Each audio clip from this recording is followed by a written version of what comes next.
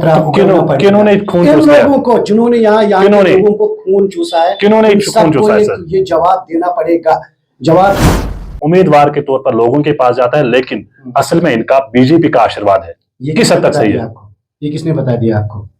मेरे सामने लाओ। तो टंडल के पार टावर तक नहीं, टंडल के पार हमें दिखाया 22 साल इकबाल साहब, 22 साल एक लंबा उर्सा माना जाता है। सुनिए मेरी बात, मैं यही कहना, मरकज में कांग्रेस की सरकार है, जम्मू कश्मीर में कांग्रेस की सरकार है, तो मरकज में गुलाम नबी 2 बार मिनिस्टर रह चुके हैं। आप सुनिए, सहमत रखिए, मैं बता दूंगा आपको। नहीं तभी जो तो मैं आप कहता हूं, जिस तरह आप उंगली उठा रहे हैं पार्टी पे, तो ये बातें आप 22 साल में भी उठा सकते हैं। मैंने किसी पार्टी पे उंगली नहीं उठाई। मैंने कहा पार्टी कभी गलत नहीं हो सकती है, लीडरशिप यहाँ की गलत, तो लीडरशिप यहाँ की गलत हो सकती है। 4 साल अपने मिले, 4 साल बेमिसाल, जो मेरा बड़ा स्लोगन था। यही 4 साल आपको कांग्रेस की दिशा से मिला? नहीं, मुझे अपनी मेहनत से मिला। ये बात याद रखना, 18 का चुनाव देश के लिए और प्रदेश के लिए सबसे बड़ा चैलेंज था। उस टाइम जो भी यहाँ के जिम्मेदार साथी थे, चाहे कांग्रेस तो के, आप तो कांग्रेस की टिकट पे उठे। सुनो मेरी बात। नहीं, आप कांग्रेस के नाम पे उतरे। फिर वही मैंने कहा, कांग्रेस किसी बाप की जागीर नहीं है साहब। जो आज आप बात कर रहे हैं, ये आप इससे पहले भी कर सकते थे, ये बात उठा सकते थे। इसीलिए जब सैफुद्दीन सोज पीसीसी चीफ था, जब पीरजादा सईद पीसीसी चीफ था, तो उसके बाद गुलाम अमीर चीफ पीसीसी चीफ बन गया। अस्सलाम वालेकुम नाजरीन, जालिम न्यूज के एक मुलाकात प्रोग्राम में हमारे मेहमान जो है वो किसी तारुफ के मोहताज नहीं है। बिल्कुल एक मुलाकात प्रोग्राम में आज के जो हमारे खुसूसी मेहमान है वो है मोहम्मद इकबाल अहंगर। बिल्कुल मोहम्मद इकबाल अहंगर साहब से कुछ अहम सवालात पूछेंगे, कुछ मीठे भी होंगे और कुछ खट्टे भी होंगे। तो उम्मीद करेंगे कि इकबाल अहंगर साहब सभी सवालात का जवाब हमारे नाजरीन और हमारे व्यूअर्स तक पहुंचाने की कोशिश करेंगे।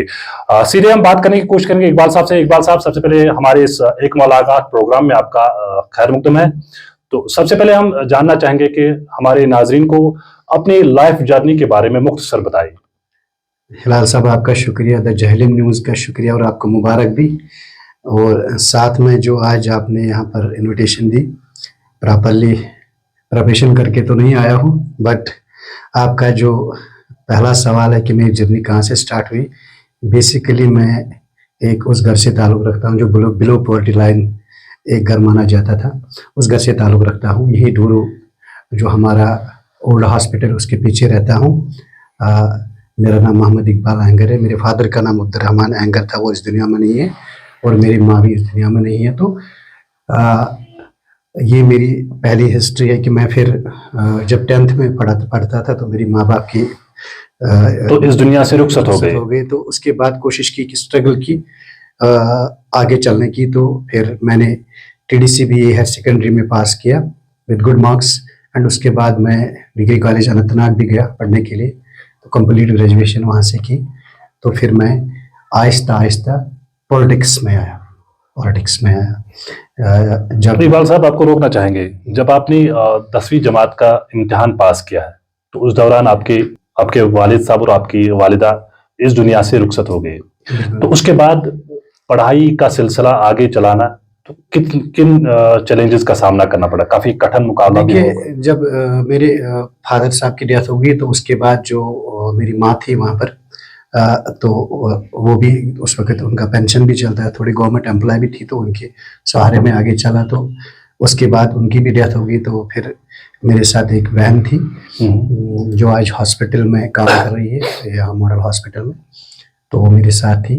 तो काफ़ी स्ट्रगल करना पड़ा लाइफ में। तो आगे आहिस्ता आहिस्ता पढ़ के TDC और उसके बाद ग्रेजुएशन पास करके फिर मैंने एक पहला जो यहाँ पर STD हुआ करता था उन दिनों जिसके पास फ़ोन हुआ करता था या STD हुआ करता था, वो काफ़ी आगे फॉरवर्ड माना जाता था।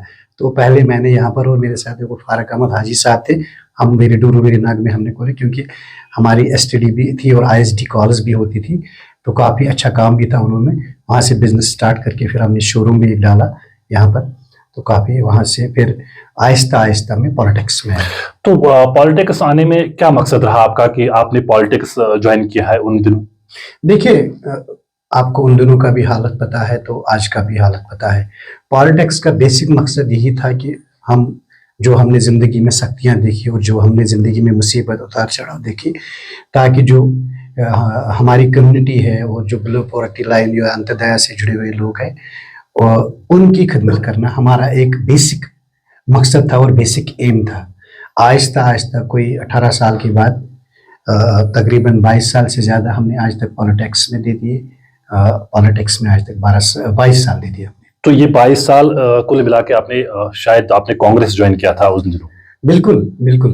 आप पहले से ही कांग्रेस से थे या? बेसिकली जो हमारी रिलेशन है, चाहे हमारी ब्लड रिलेशन है, चाहे हमारे नेक्स्ट डोर नेबर्स है, वहाँ पर पहले सैयद मीर कासिम साहब जो एक्स चीफ मिनिस्टर थे वो रहा करते थे। और जो बेसिक जो हमारा वार्ड 5 है वो बेसिक उस वक्त सैयद मीर कासिम साहब के साथ ही ज़्यादा मुंसलिक थे। तो फिर वो आरमपुरा वार्ड 9 में गए, वहाँ पर उनके रेजिडेंस है आज भी।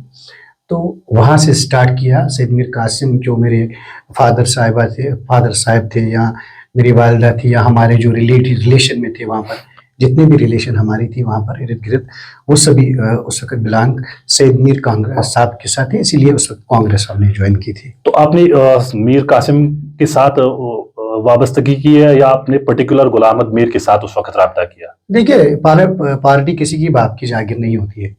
हम किसी पार्टी पे दोष नहीं देंगे, क्योंकि कांग्रेस एक आइडियोलॉजी थी उस वक्त हमारे डूरू में। मेरे ख्याल से आप भी उस वक्त वही होंगे, डूरू कॉन्स्टिट्यूंसी शाहबाद। तो क्योंकि यहाँ के चीफ मिनिस्टर रहे सैयद मीर कासिम, उनके भी काफ़ी देन है इस डूरू इलाके की। तो उनसे तो कांग्रेस थी, सैयद मीर साहब के सब की पहचान थी कांग्रेस, और उनसे हम आगे चले। तो आहिस्ता आहिस्ता जो फिर लीडरशिप ने यहाँ लोकल लीडरशिप दी।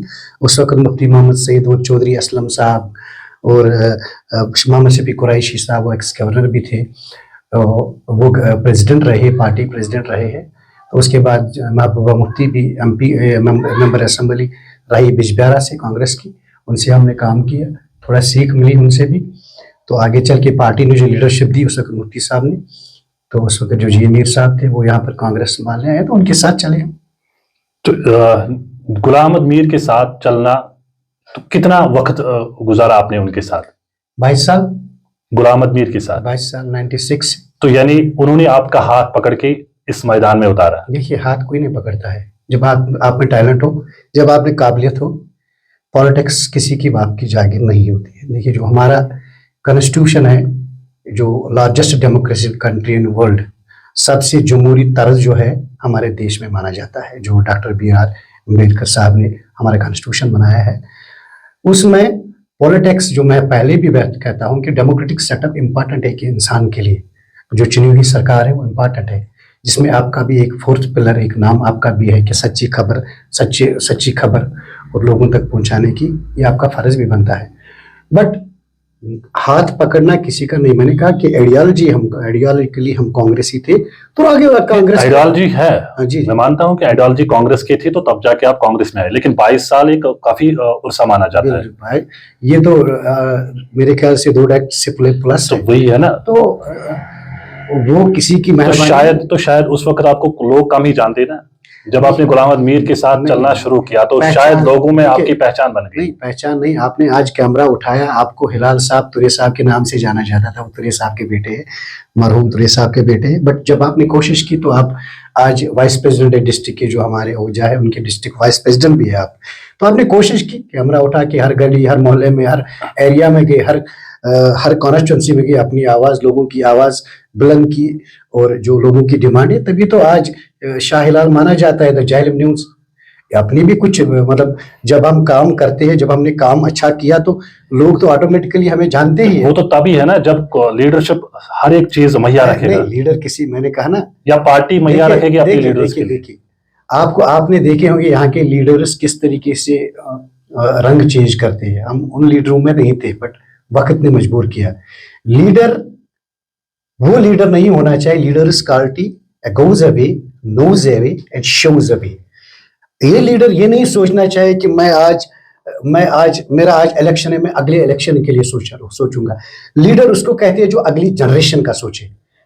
तो हमने पाया कि जो बेसिक लीडरशिप है यहाँ की, जो बेसिक लीडरशिप है, जिस भी पॉलिटिकल पार्टी से बिलोंग करते हैं, उन्होंने अपने मकसद के लिए यहाँ पॉलिटिक्स की। उन्होंने कॉन्स्टिट्यूशन की धज्जियां उड़ा दी।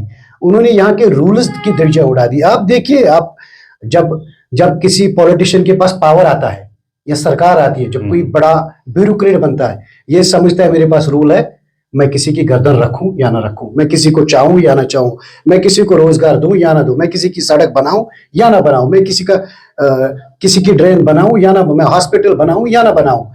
उन्होंने क्या किया, जो उनके पर्सनल बंदे थे उनको फायदा लाभ उठाने की कोशिश तो ये बात तो आप 22 साल से भी कैसे पहले कह सकते, आज कैसे बोलते हैं? हमें 22 साल मौका नहीं क्योंकि मिला, कांग्रेस सरकार थी वक्त, पावर नहीं मिला, हमें पावर नहीं मिला, पावर 4-5 सालों में कांग्रेस के पास तो कई बार पावर मिला, मरकज में भी था, जब बोलने का मौका नहीं, स्टेट में हमें भी तो पावर टंडल था। के पार टावर तक नहीं, टंडल के पार हमें दिखाया 22 साल, इकबाल साहब 22 साल एक लंबा अरसा माना जाता है। सुनिए मेरी बात, मैं यही कहना, मरकज में कांग्रेस की सरकार है, जम्मू कश्मीर में कांग्रेस की सरकार है, तो मरकज में गुलाम नबी 2 बार मिनिस्टर रह चुके हैं। आप सुनिए, सहमत रखिए, मैं बता दूंगा आपको। नहीं, तभी जो तो मैं आप कहता हूं, जिस तरह आप उंगली उठा रहे हैं पार्टी पे, तो ये बातें आप 22 साल में भी उठा मैंने सकते किसी पार्टी पे उंगली नहीं उठाई। मैंने कहा पार्टी कभी गलत नहीं हो सकती है, लीडरशिप यहाँ की गलत, तो लीडरशिप यहाँ की क्यों हो सकती है? देखिए, मैं बता दूंगा क्यों हो सकती है।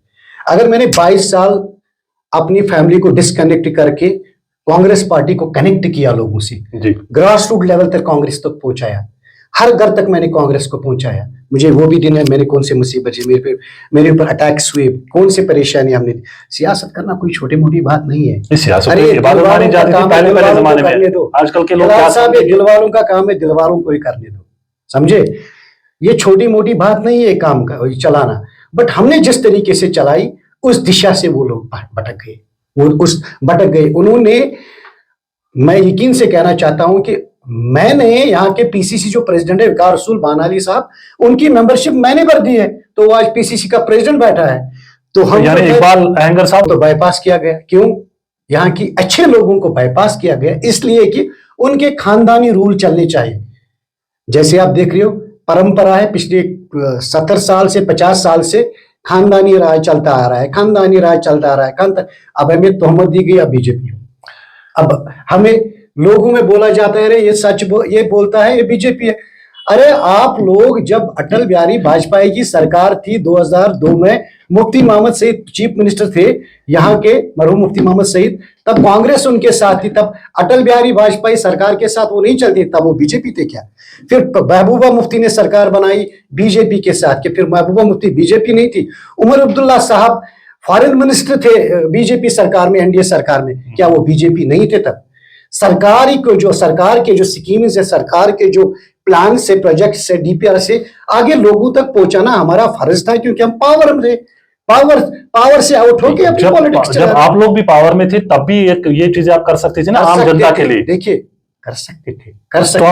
तो आप खुद एतराफ करते हैं कि हम लोगों के बीच में नहीं पहुंच पाते थे। बेदर्द हाकिमों वहां फरियाद क्या करने थे? यहाँ तो चंद जालिम बेकसों का खून पीते हैं, वहां ले चल जहां जिंदगानी बेकयानत हो।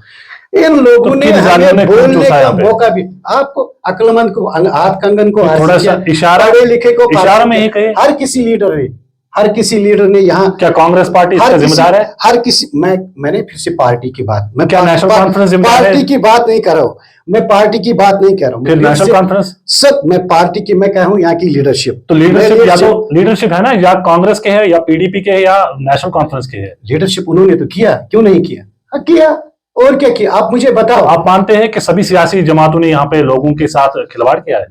मेरा मतलब यही है कि देखिए, मुझे 4 साल अपने मिले, 4 साल बेमिसाल, जो मेरा बड़ा स्लोगन था। यही 4 साल आपको कांग्रेस की दिशा से मिला? नहीं, मुझे अपनी मेहनत से मिला। ये बात याद रखना, 18 का चुनाव देश के लिए और प्रदेश के लिए सबसे बड़ा चैलेंज था। उस टाइम जो भी यहाँ के जिम्मेदार साथी थे, चाहे कांग्रेस तो आप तो कांग्रेस की टिकट उठे? सुनो मेरी बात। नहीं, आप कांग्रेस के नाम पे उतरे। फिर वही मैंने कहा, कांग्रेस किसी बाप की जागीर नहीं है। सुनो मेरी बात, मैं यही बात कहने जा रहा हूं। तब वही लीडर, जिन लीडरों ने यहाँ पर गरीबों का खून चूसा, वही लीडर फिर उन्हें स्विच ऑफ करके भाग गए, उन्होंने फॉर्म नहीं भरा, फिर आगे हमें दे दिया। 2018 का चुनाव हमारे लिए एक चुनौती था, क्योंकि रीजनल पार्टीज ने बाइकाट किया।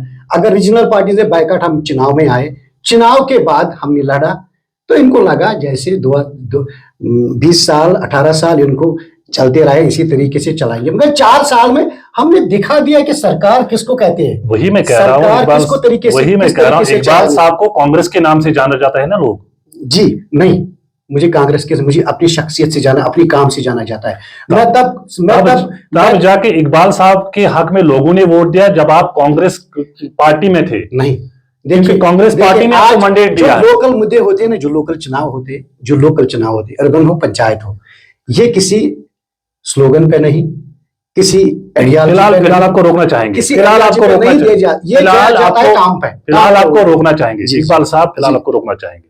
आप मुझे ये बताइए कि ऐसी क्या वजह बन गई कि आप कांग्रेस पार्टी कहेंगे या गुलाम अहमद मीर के साथ आपके जाती ताल्लुकात जो थे उसमें दरारें पैदा हुए, क्या वजह बन गया? देखिए, एक चीज मैं कहूंगा आपको, अगर मैंने 22 साल इस पार्टी में दे दिए, इस 22 सालों में आप डूरू शाहबाद के हर एक नौजवान, माँ, बहन, बुजुर्ग ये जानती है कि मुझे टंडल पार दिखाया नहीं गया। भारत जोड़ो, आपको भारत जोड़ो में आप भी थे, भारत जोड़ो में था, जो भी सेंटर का मिनिस्टर आया, जो भी सेंटर का कोई ब्यूरोक्रेसी आया, एडमिनिस्ट्रेटिव सेक्रेटरी या गवर्नमेंट ऑफ इंडिया कोई भी आया यहाँ पर, वो सबसे पहले पब्लिक नुमाइंदों से मिलते थे, without any colour, caste and religion.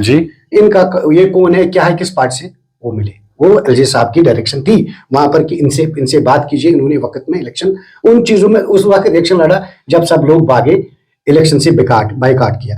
मगर भारत जोड़ो में वाहिद श्री राहुल गांधी जी है जो पांपोर तक पैदल चले और अपने पब्लिक नुमाइंदे को नहीं मिला। आज मुझे बताओ कितने पब्लिक नुमाइंदे इनके पास इस वक्त, 1-2 छोड़ के, 2-4 छोड़ के, इतने मुझे दिखाओ कश्मीर में कितने पब्लिक नुमाइंदे इनके, चाहे डीडीसी हो, चाहे म्युनिसिपल चेयरमैन हो, पंच हो, काउंसलर्स हो, कॉर्पोरेटर्स हो, मुझे दिखाओ। क्योंकि लीडरशिप, मैंने इसीलिए कहा, leaders card is goes away, knows away, shows away. हाँ, रास्ता तो इन्होंने अपने दिखा लिया अपने लोगों के लिए। आप भी तो गुलाम अहमद मीर के अपने थे, खास थे। अगर मैं अपना होता तो फिर मैं आज सेंटर में कोई एमपी होता, मिनिस्टर होता, किसी बोर्ड का चेयरमैन होता, किसी एमएलसी कोई होता, कोई और चीज होता। मैं तो नहीं था।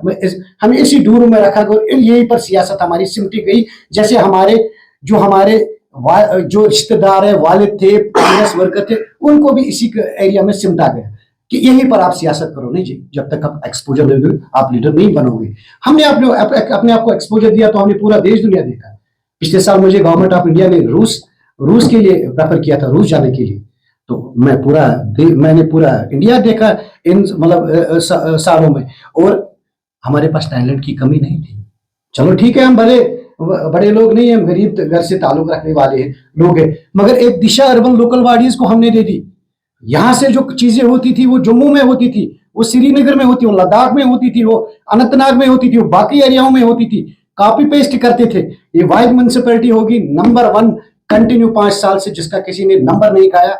जो यहाँ से चीजें होती थी वो चीजें फिर आगे लोग करते, वो तो है, उसमें मैं मुबारकबाद देना चाहता हूँ। अर्बन लोकल बॉडीज, आपका प्रेसिडेंट रहना 4-5 साल, उस पर हम बात करेंगे, लेकिन फिलहाल जो पार्टी का मामला पेश आ रहा है, जो कांग्रेस पार्टी को आप छोड़ रहे हैं, तो जराये के हवाले से जो हमारे पास खबर आ रही है कि मोहम्मद इकबाल अहंगर कांग्रेस की बुनियाद पे प्रेसिडेंट बन चुका है म्युनिसिपल कमेटी डूरूवेना का, बल्कि पूरे जम्मू कश्मीर लद्दाख के कोऑर्डिनेशन कमेटी के चेयरमैन भी रह चुके हैं।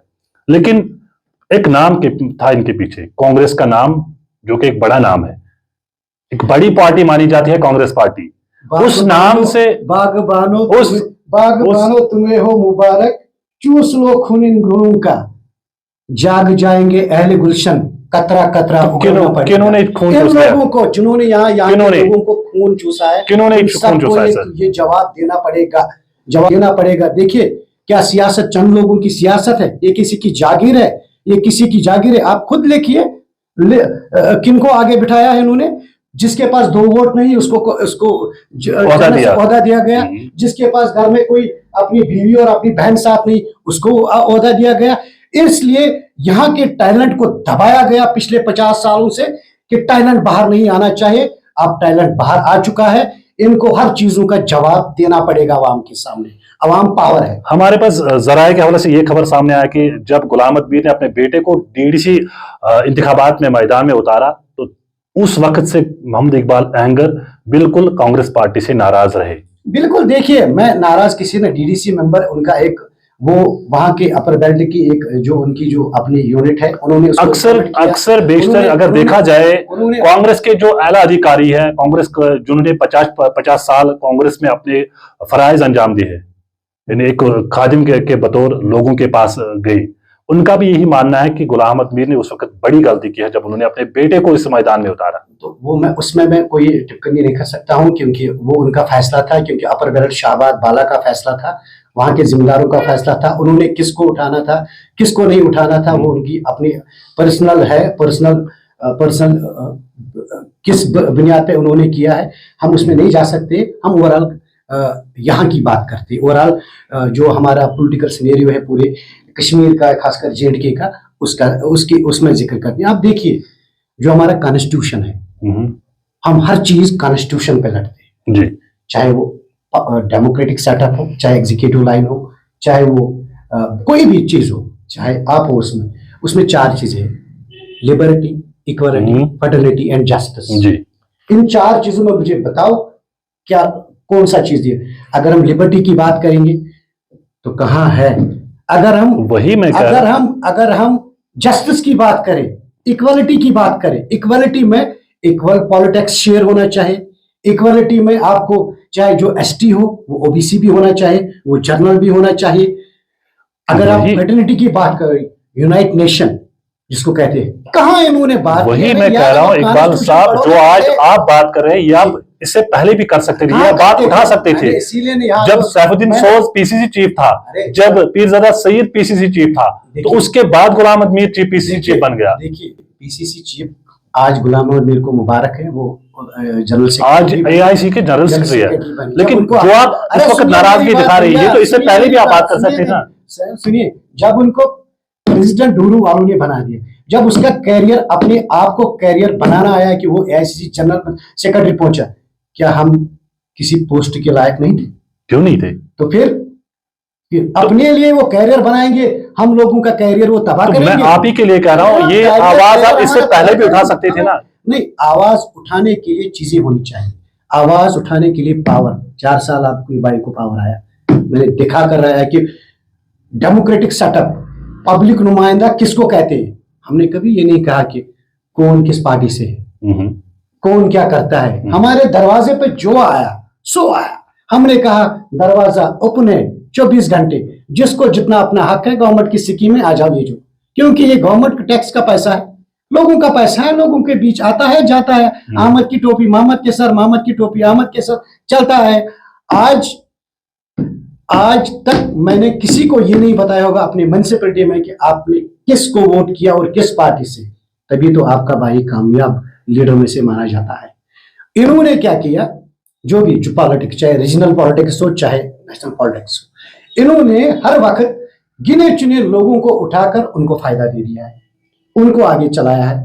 आप मुझे बताइए, अगर मैं पार्टी में किसी बड़े ओहदे पे होता, क्या मैं पार्टी को मजबूत करता या पार्टी को कमजोर करता? ये आपसे सवाल है। नहीं, पार्टी को मजबूत कर सकते थे। अगर मैं पार्टी को मजबूत कर सकता था तो इनको क्या परेशानी हुई कि इन्होंने मेरा पोस्ट डिग्रेड किया और उनको अपग्रेड किया, जो कुछ पॉलिटिक्स में है नहीं, जिनको अभी पता नहीं है कि पॉलिटिक्स का बेसिक कंसेप्ट, जिनको ये नहीं पता है कि इंडियन नेशनल कांग्रेस बनी कब है, जिनको ये नहीं पता है कि हमारा कॉन्स्टिट्यूशन बना कब है, जिनको ये नहीं पता है कि ग्रास रूट लेवल डेमोक्रेसी है क्या, उनको आगे बिठाया। तो इसका मतलब क्या है? इसीलिए पार्टी दिन ब दिन कमजोर होती जा रही है। देखिए आइडियोलॉजी भी ठीक है, कोई दीन नहीं है, कोई मजहब नहीं है चेंज करना। जब आपको एक जगह अपना हक नहीं मिलेगा तो इसका मतलब आपने कांग्रेस पार्टी छोड़ दी? डेफिनेटली, क्योंकि पार्टी मैंने छोड़ दी है, क्योंकि मैंने आज पहली बार आपके फ्रेम में ये बोला कि मैंने पार्टी छोड़ी है। तो बताया जाता है आपने बीजेपी ज्वाइन किया है। हाँ, यहाँ जो सच्ची बात करता है वो बीजेपी है, जो खुल के बता दीजिए लड़ता है वो बीजेपी है। और आप खुल के बता दीजिए इकबाल साहब हमारे नाज़रीन को, सुनिए मेरी बात, क्या ये सही है? सुनिए बात, रीजनल पार्टीज में अब इन लोगों के पास एक ही मुद्दा है, जो यहाँ सच बोले वो बीजेपी है, जो लोगों की बात है वो बीजेपी, जो सच है सच ही कहो। अरे सुनिए, मैं वहीं पर पहुंचूंगा, जो लोगों की बात करे वो बीजेपी है। मैं फिर से रिपीट जाऊंगा, 2002 में जब अटल बिहारी वाजपेयी जी प्राइम प्रेसिडेंट थे, तब कांग्रेस उस सरकार में हिस्सा, तब कांग्रेस उनका नहीं मैं मानता हूं। तब वो बीजेपी थे क्या? नहीं नहीं, जब मुझे मैं ऑनरेबल प्राइम मिनिस्टर ने मन की बात में मुझे अप्रिसिएशन दी, 3 नेशनल अवार्ड 1 स्टेट अवार्ड लिया मैंने, तब बोला गया, मेरे लीडर ने बोला कि बहुत छोटे छोटे वर्करों को हमारे को बोला था आप हमारा नाम ले लो, हम आपका नाम लेंगे, हम तारीफों में ले लो। आप मुझे इतना बता दो, 1 लाख म्युनिसिपैलिटी होगी तकरीबन, मेरा नाम मन की बात में ऑनरेबल प्राइम मिनिस्टर सबसे पहले आप ही का नाम आया, तो हम भी जानते हैं। हमारे लीडर कहता है, 10 दिन के बाद मैंने देखा मीर साहब, सजाद गनी लोन साहब, महबूबा जी, उमर साहब मोदी जी की साइड में फोटो उठा रहे हैं। उस वक्त आल पार्टीज थी। हम गरीबों का नाम अगर कोई पूछेंगे तो ये बीजेपी है, ये बीजेपी है। अरे यार निकलेगा क्या है आपको इनसे? आपकी कोई पार्टी आवाज यहाँ पर उठा रही है, बीजेपी है, टीएमबी है, टीएमसी है, टीएमए तो है, आप कौन सा टीम ज्वाइन करना चाहते हो? मैं फिलहाल एज इंडिपेंडेंट अपना काम करता हूँ और एज ओबीसी चेयरमैन। वही बताया जा रहा है सूत्रों के हवाले से, जो हमारे पास बावसूख जराया ने कहा है कि बावसूख जराया का कहना है कि मोहम्मद इकबाल अहंकर जाहिर इंडिपेंडेंट उम्मीदवार के तौर पर लोगों के पास जाता है, लेकिन असल में इनका बीजेपी का आशीर्वाद है। ये किस हद तक सही है? ये किसने बता दिया आपको? मेरे सामने लाओ, मैं आपसे पूछ रहा हूँ। लीडर के पीछे बातें होती है। सुनिए, अगर पॉलिटिकल लीडर को, पॉलिटिशियन को 40% लोग भी साथ होंगे ना, उसकी तो ईद बन गई। तो आप तो इंडिपेंडेंट नहीं रहोगे ना? मेरी बात, अब इनके पास एक ही मुद्दा है, जो कामयाब तरीन लीडर होता है उसकी ज्यादा दुश्मनी होती है। आपने वो देखा म्युनिसिपल प्रेसिडेंट में देखा इकबाल साहब, कौन से मुसीबतें, दुश्मनी की बात नहीं है इकबाल साहब, बोलिए। बताया जाता है, मैंने फिर से कह रहा हूं, बावसूख जराया का कहना है कि मोहम्मद इकबाल अहंगर सिर्फ इंडिपेंडेंट नाम लेकर चल रहा है अब लोगों के पास, लेकिन असल में बीजेपी का आशीर्वाद इनके सर पे है। आप जर्नलिस्टों को यही प्रॉब्लम है कि आप बावसूख जराया, ये बावसूख जराया अभी तक हमें पता नहीं चला ये हक है। तो फिर आप क्लियर कर दीजिए, आप कौन सा टीम ज्वाइन करना चाहते हो? मैं कोई टीम फिलहाल ज्वाइन नहीं कर सकता हूँ। मेरा टीम मेरे डुरुशाबाद के लोग हैं। मेरी जिंदगी के बाकी जितने भी दिन हैं वो दिन मैं लोगों के लिए सर्व करूंगा, उन माँ बहनों के लिए, उन बुजुर्गों के लिए, उन नौजवान साथियों के लिए जिनको आज तक वोट के नाम पर ठगा गया, लूटा गया और आज तक उनको जमीनी सतह पर कुछ नहीं दिया गया। मैं उनके लिए लड़ाई लड़ रहा हूँ। इसमें मेरी अगर जान भी जाए तो हजारों जान इस डूरू के लिए कुर्बान। मैंने पहले भी बताया, मैं इस डूरू में रहा हूं, रहूंगा, और जिंदा भी और मुर्दा भी यहीं पर, दफन भी यहीं पर मुझे होना है। मैं औरों की तरह भागा नहीं, न भागने वाला बंदा हूं। मुकाबला करूंगा, शेर दिल रखता हूं अपने आप को। मैं रात के 12 बजे भी, 2 बजे भी, 1 बजे भी किसी की प्रॉब्लम में खड़ा रहता हूं। मैंने ये नहीं कोई कुल नफ्सुन ज़ायक़ातुल मौत, मौत उसी को कहते हैं जिस पर करे ज़माना अफसोस, वरना हर कोई यहाँ पर आया मरने के लिए। मैं अगर मरूंगा भी इसी कौम के लिए मरूंगा और इस डुरूशाबाद के लिए मरूंगा। चले आप इकबाल साहब और एक सवाल पूछना चाहेंगे कि पार्लियामानी इंतखाबात होने जा रहे हैं। जी, होने जा रहे हैं। हाँ, तो आप किसके हक में सपोर्ट करने जा रहे हैं? अभी हमारा कोई फाइनल नहीं। हमारी एक ओबीसी एसोसिएशन है पूरे जम्मू कश्मीर, रियासत जम्मू कश्मीर की, और उसके साथ जो जनरल कैटेगरी है, जो मेरे जिम्मेदार है, पूरे कपरन से लेकर खुशीपुरा तक, डुंगवारी, बकरवाल, आस्तान चक से लेकर हिलड़ से लेकर डूरू, वीरीनाग, जितने भी लोग मेरे लिस्टर शालनार लोग हैं, उनसे बात करके वो ओबीसी जो कम्युनिटी पूरे जम्मू कश्मीर है, जिसमें हमारी इस वक्त तकरीबन अप्रॉक्सिमेटली 30% से अबव पॉपुलेशन है, जिसको वो डिसाइड करेंगे, जो वो फैसला करेंगे एग्जीक्यूटिव बॉडी, उसको हम सपोर्ट करेंगे। वोट अपना हम जाया नहीं करेंगे, हम वोट उनको देंगे जो हमारा काम करेंगे, हमारे नौजवानों का फ्यूचर सोचेंगे, क्योंकि हजारों नौजवान, लाखों नौजवान बेटियां बैठी है बेरोजगार होके यहाँ पे, उनके लिए रोजगार जो पैदा करेंगे,